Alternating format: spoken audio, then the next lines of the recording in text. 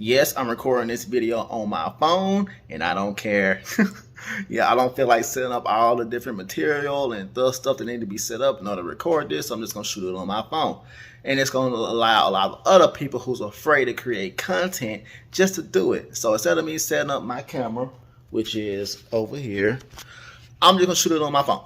All right, so let's jump right into it. My name is Carrot and I help business owners and consumers learn how to master credit instead of having it master them. And in today's video, I'm going to show you how you can remove collections from your credit reports. So collections is pretty easy to remove from your credit reports. It's just everybody got their own processes. So let's first start off with some of the education that's behind collections, the Fair Debt Collection Practices Act, what is a debt buyer and what is not a debt buyer, and which collection companies are debt buyers, which collection companies aren't debt buyers, dispute process, do you dispute directly with the creditor, do you directly with the debt collector, or do you dispute directly with Experian, Equifax, TransUnion, or do you dispute directly with the hidden consumer reporting agencies, or do you don't do any of it and just let them collect the debt on you? I'm going to cover all of that and also go over what's the most important thing, which is the statute of limitations for your state. All right, so let's start off with the FDCPA. So the FDCPA is 15 USC 1692. So that is the law that governs all the debt collection practices, and over time it does get updated every now and then. We also have a list of debt collectors that is actually prohibited, and as of 2022, they cannot collect anything against you anymore. And if they are still collecting against you, then you can sue their asses. Yes, you can sue debt collectors if you didn't know that already. So I'll provide a link to that, the PDF, because that's on the CFPB's website. I'll provide a link to that you can go and download it. It'll be in the description below. But the link to the debt buyers, I'll talk about that in a minute. So with the FDCPA 15 U.S.C. 1692, that is pretty much the quickest read of the laws with the Truth in Lending Act, the Fair Credit Reporting Act, and the Fair Debt Collection Practices Act, that you can just read through pretty quickly and get your understand the laws. And each statute is pretty small. So it's listed from 15 U.S.C. I'm gonna say 1692A all the way down, I think Z, I don't remember correctly off the top of my head. But whenever you send off a debt validation letter, a lot of the templated letters, they reference the 15 USC 1692G. Okay, and I know 15 USC 1692 I is the law that states that a lot of debt collectors have the right to sue you, but if you look at the second section, it says that they can't sue you, which is a oxymoron. They're contradicting themselves. So a lot of times, whenever you know the law, you'll be able to use it against you. Now 1692E, that's the one that goes over false and misleading representation, and it also goes over when a debt collector can and cannot call you and contact you. A lot of times, you are the person that can say that, hey, how does the court, how does the debt collection company know what is and what isn't like harmful to me? If somebody calls you right now, if somebody sends you a letter to your mail asking you to collect a debt, don't you think that's harmful? I mean, it can be to you. So you are the person that can say that. You just got to put up a nice case to say that, hey, this is harmful against me. So whenever you're creating letters, or you can use a template, whenever you send a debt validation letter, you can use a templated letter for that. That really isn't nothing special about that. You can send that to the debt collector, because what that does is it, instead of saying verifying the debt, you want to validate it. You want to validate that the debt actually exists, and this is telling you is telling them to go through all their stuff and make sure they actually have the right and proper protocols to officially collect the debt. Okay, now I'm about to go into the next section, which is the difference between debt buyers and regular collectors, because a lot of people say that, hey, this debt collection company is supposed to I'm sorry, I just got a notification. The debt collection companies does not have the right to collect on this debt because they bought it. Well, a lot of those debt collectors, they actually didn't buy it, they just collected on it.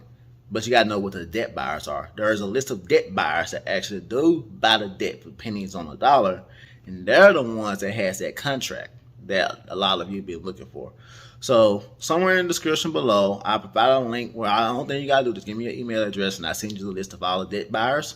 And comment down below what you think about that, because that is very, very true.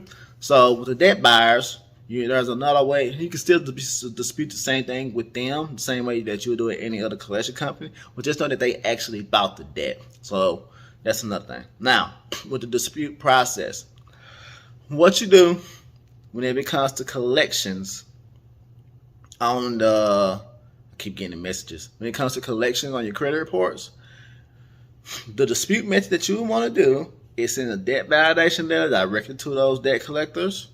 Then you can send a dispute. Remember, we'll talk about in our other video about factual disputing. You can send a factual dispute directly to Experian, Equifax, and TransUnion, and you'll be able to dispute directly with them and the debt collector at the same time. This is going to put a lot of pressure on them. Or if you wanted to, if you want to catch people in lies, you can send the debt validation letter directly to the collection company first, wait 30 to 35 days, and then you send it to Experian, Equifax, TransUnion, especially if the debt collector don't respond. If they don't respond, then you caught them in a trap. So you can use that in your disputes with Experian, Equifax, or TransUnion, showing the proof that you sent them a letter and that they never responded, and send it to them. And if they actually do their stuff, which like 90% of the time they don't, they're supposed to delete it because the debt collector violated the Fair Debt Collection Practices Act. And they're also reporting inaccurate information. And they need to delete it from Experian, Equifax, and TransUnion. So those two violations right there, that's actually $2,000 that you can actually collect on because of the civil lawsuits that's listed in every single statute on there. I believe it's either 15 U.S.C. 1681K or 1692K, but go and look at that. You caught them in a lie right there. So you're supposed to delete it from your credit reports if you caught them in a lie. Now, let's say that you caught them in a lie, they violated your rights, you got proof of violations right there, and it's already reporting inaccurate information on the credit reports, but they didn't delete it.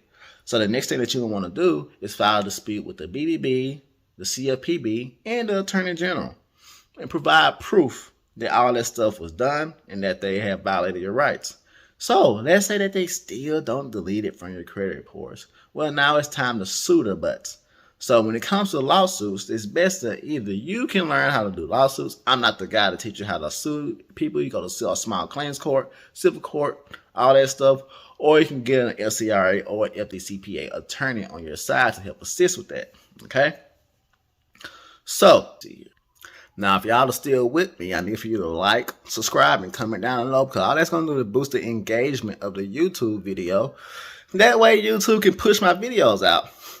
That way I can keep bringing y'all content like this, because the video is not getting any engagement. There's no point for me to create these nice videos for you anymore. I'm trying to help everybody out to get their credit reports where it need to be so they can invest and make money in their businesses. Okay?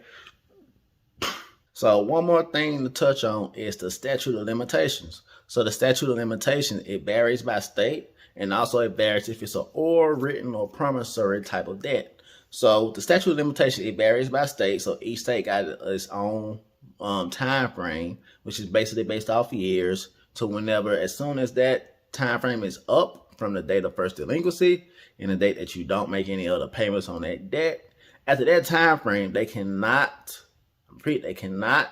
sue you for that debt. So if a debt has went past that and they're suing you on it, they can't do that. So that's another violation right there. That pretty much concludes this video.